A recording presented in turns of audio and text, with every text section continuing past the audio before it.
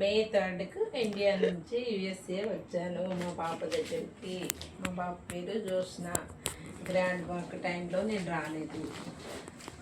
దేవుని చిత్త ప్రకారంగా ప్రార్థన పూర్వకంగా అందరి సేవకుల ప్రార్థన ప్రకారంగా కుటుంబ ప్రార్థన ప్రకారంగా నేను నా భర్త యుఎస్ఏకు క్షేమంగా మాతోటి బ్రదర్ సిస్టర్ దేవదాస్ అన్నగారు డాన్స్ అక్కడ కూడా వచ్చారు.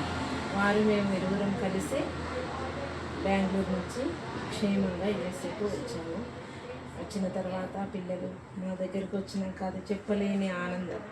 అది దేవుని కృప, దేవుని క్రియ. తల్లిదండ్రులను మరిచిన నేను నిన్ను మరవను అన్న నా యేసయ్య.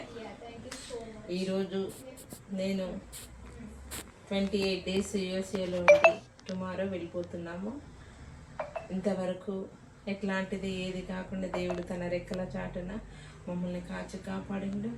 మా పిల్లల చర్చిలో కూడా జేమ్స్ అన్న గారు, కేరళ బ్రదర్ గారు, షారోని సిస్టర్ గారు, రేవతి సిస్టర్ గారు మంచి భోజనం, మంచి ఆహారం, ఆత్మీయ ఆహారం, భుజించే ఆహారం మాకు పెట్టి వాళ్ళ సొంత ఇంటి వాళ్ళలాగా మమ్మల్ని ఆహ్వానించి మమ్మల్ని మీ బిడ్డను మా బిడ్డలాగా చూసుకుంటామని ధైర్యపరిచింది.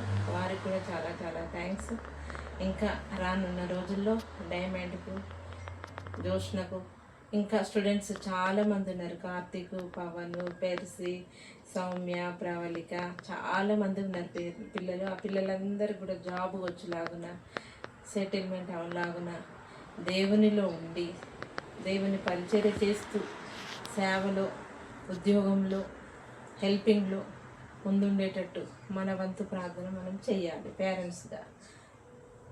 నాకైతే యుఎస్ఏలో 28 డేస్ ఉన్నాను, కానీ ఎలా గడిచాయో నాకే తెలియదు. ఎందుకంటే ఇక్కడ మంచి సహవాసం, మంచి ఆత్మీయత, చల్లని వాతావరణం.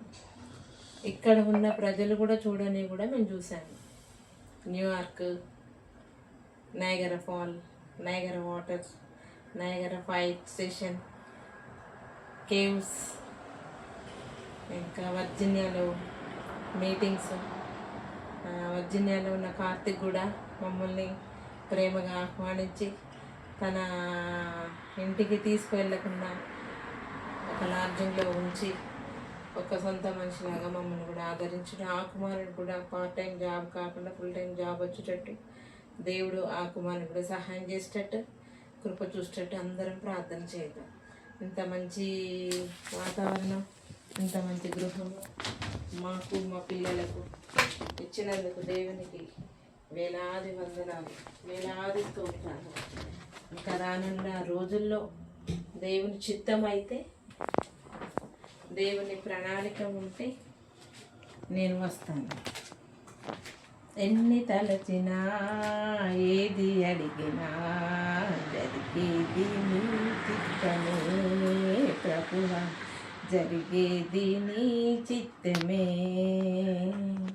నీ వాక్కుకై వేచి ఉంటిని, నా ప్రార్థన ఆలకించుమా ప్రభువా, నా ప్రార్థన ఆలకించుమా.